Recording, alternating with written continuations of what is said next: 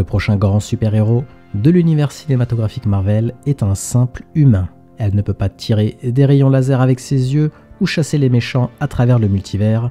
Au lieu de cela, Maya Lopez, alias Echo, est une super-héroïne d'origine autochtone qui devient la patronne du gang de rue new-yorkais, la Tracksuit Mafia, sous la supervision du seigneur du crime, Kingpin. Maya, que nous avons vue dans la série Hawkeye, est sourde et possède une prothèse à la jambe. L'actrice, Alaqua Cox, est sourde et a été amputée d'une jambe. Le super pouvoir d'Echo, une capacité surhumaine à s'adapter à tout. Maya fait face à sa surdité en perfectionnant ses capacités d'observation, à tel point qu'elle peut observer un mouvement d'art martial et l'imiter instantanément, faisant d'elle une combattante physique redoutable et mortelle. Salut à tous et bienvenue sur House of Marvel pour une nouvelle vidéo. Aujourd'hui on va parler de tout ce qu'on sait sur la série Echo qui sera disponible sur Disney+ le 9 janvier et pourquoi cette série est beaucoup plus importante pour le futur du MCU que vous pouvez le penser. Mais avant de commencer, merci de liker la vidéo si elle vous plaît et de rejoindre notre communauté. Préparez le café, installez-vous bien confortablement, je suis Julien et vous êtes sur House of Marvel. Alors que la plupart des super-héros disposent souvent d'armes de haute technologie, les compétences de Maya sont agréablement très simples. Elle bat Clint Barton au corps à corps, souvenez-vous, dans la série Hawkeye, où Echo a été présenté pour la première fois. Remarquant que l'Avenger dépend d'un appareil auditif, Maya lui dit qu'il compte trop sur la technologie et qu'il verra qu'il ira mieux sans. La scène se termine avec Maya écrasant l'appareil de Clint sous ses bottes, et derrière la façade féroce de Maya Lopez, elle est incroyablement humaine, rongée par le chagrin après la mort violente de son père et obsédée par la vengeance. La série Echo nous montrera certainement une facette du MCU que nous avons rarement vue jusqu'à présent. Au fur et à mesure que nous découvrirons davantage de héros, de ce qu'on appelle le niveau de la rue, Echo sera une introduction à une nouvelle facette de l'univers cinématographique Marvel. D'ailleurs, on sait maintenant que la série inaugure un nouveau volet du MCU qui s'appelle Spotlight.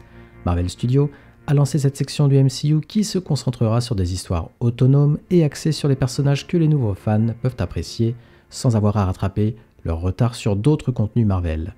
Cette initiative fait partie du plan de Marvel visant à étendre l'univers du MCU et à garantir un flux continu de contenu pour les fans. Mais alors de quoi parle la série Echo? Le synopsis officiel de Marvel dit: l'histoire d'origine d'Echo revisite le personnage de Maya Lopez dont le comportement impitoyable à New York la rattrape dans sa ville natale. Elle doit faire face à son passé, renouer avec ses racines autochtones et accepter le sens de la famille et de la communauté si elle espère un jour aller de l'avant. Le réalisateur de la série, Sidney Freeland, a parlé de son approche de la série en déclarant: l'histoire a dicté notre approche. En sortant de Hawkeye, Maya est une méchante, donc sur le plan du ton, on voulait se pencher là-dessus. Je ne sais pas si je peux dire ça, mais j'adore le Daredevil de Netflix. On voulait également absolument montrer que ces gens, dans notre série, saignent, meurent, sont assassinés, et qu'il y a de réelles conséquences à leurs actes. Ici, ce n'est pas le sort de l'univers qui est en jeu, c'est cette approche qui a dicté le ton. La première bande-annonce d'Echo est sortie le 3 novembre 2023 et présente le retour de Wilson Fisk, alias Kingpin, joué une fois de plus par l'excellent Vincent D'Onofrio, alors qu'il porte désormais un cache-œil. Ceux qui ont regardé la série Hawkeye se souviendront de Maya tirant sur Kingpin à bout portant hors écran lors du dernier épisode, après avoir appris que Kingpin avait trompé Hawkeye pour qu'il tue son père. La série plongera plus profondément dans la relation entre Maya et Fisk, nous montrant pour la toute première fois l'origine du personnage. Echo devait initialement être diffusé le 29 novembre 2023, cependant les 5 épisodes seront en ligne le 9 janvier 2024, probablement en raison des grèves de la WGA et de la SAG-AFTRA. Disney a également révélé que les 5 épisodes sortiraient simultanément sur Disney+ et Hulu. Echo sera la première série classée mature. Il a également été annoncé qu'Echo serait le premier projet publié sous la bannière Marvel Spotlight, qui a été créé pour des séries qui existent dans la continuité du MCU mais qui se concentrent davantage sur des histoires réalistes et axées sur les personnages par opposition aux histoires cosmiques et plus fantastiques. Quels sont les acteurs de la série Echo? Alaqua Cox, qui a grandi dans la réserve autochtone de Menominee, dans le Wisconsin, incarne Maya Lopez, alias Echo. En tant qu'autochtone, sourde et amputée d'une jambe, qui n'a jamais joué auparavant, son casting révolutionnaire et sa performance impressionnante dans Hawkeye ont été largement applaudis par les fans, suscitant l'enthousiasme pour son rôle dans cette prochaine série. Charlie Cox revient dans le rôle de l'avocat super-héros aveugle Matt Murdock, alias Daredevil, qui a fait ses débuts dans la très populaire série de 3 saisons Netflix et a été vu pour la dernière fois dans des caméos dans Spider-Man No Way Home et She-Hulk, Attorney at Law.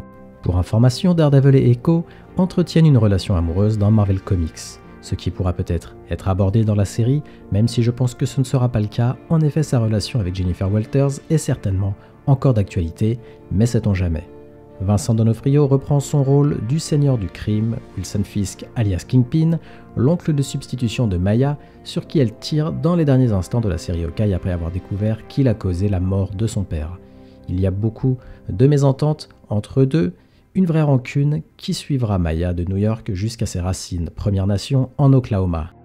Zan McClarnon reprend également son rôle déjà vu dans Hawkeye, celui de William Lopez, le père de Maya, qui est également un associé de Kingpin et ancien chef de la mafia des survêtes.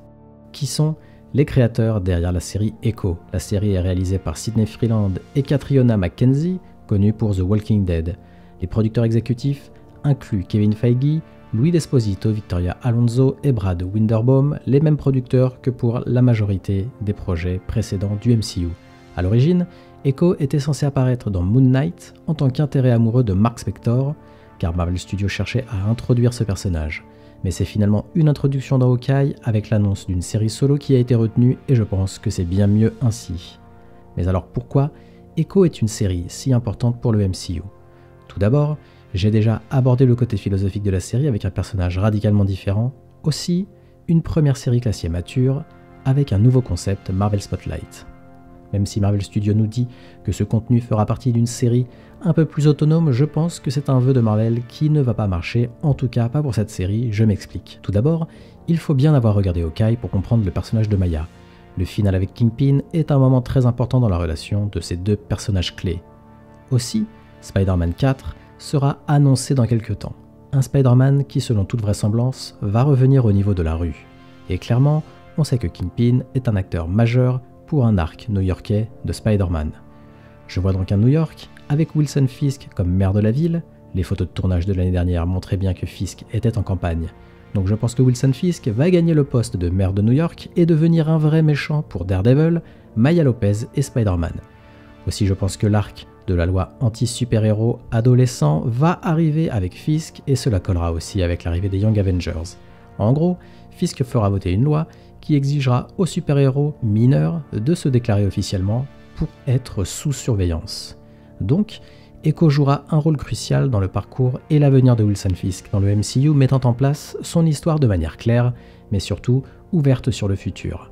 Brad Winderbaum a déjà expliqué que Wilson Fisk pourrait être l'équivalent de Thanos des héros de la rue de Marvel, reliant des personnages comme Daredevil, Echo, The Punisher et même Spider-Man. Aussi, se concentrer sur Wilson Fisk en tant que méchant principal introduit un nouveau précédent pour les menaces majeures dans le MCU, s'étendant au-delà des dangers de niveau Avengers et explorant un monde criminel plus profond et plus interconnecté. Sachant tout cela, je ne vois pas bien comment Marvel peut continuer avec une série de projets qui ne seront pas liés les uns aux autres, affaire à suivre. Je sais bien que beaucoup vont railler la série, nous expliquant pour la millième fois qu'une héroïne féminine autochtone, sourde et amputée n'est qu'une tentative de Disney pour faire passer des messages. Mais je ne vais pas rentrer dans un débat aussi stérile. Une chose est sûre, je regarderai la série avec plaisir et je me ferai mon avis après et pas avant. Je pense en tout cas qu'Echo est plus qu'une simple nouvelle série Marvel, elle symbolise un changement de ton et de philosophie et de narration pour Marvel Studios. Sur le papier, la série promet des perspectives fraîches, des récits inattendus et un engagement continu envers une narration authentique, ce qui pourrait avoir un impact significatif sur l'avenir du MCU, et c'est ce qu'on veut, non ? A vous de me donner votre avis maintenant. Qu'attendez-vous d'Echo? Faites-le moi savoir en commentaire et n'hésitez pas à me faire parvenir vos théories, j'adore les lire et en débattre avec vous. Et comme d'habitude, merci d'avoir regardé cette vidéo. Si elle vous a plu, merci de la liker et de me donner votre avis en commentaire aussi. Pour ne pas louper mes prochaines vidéos, abonnez-vous et activez les notifs. À la prochaine sur House of Marvel.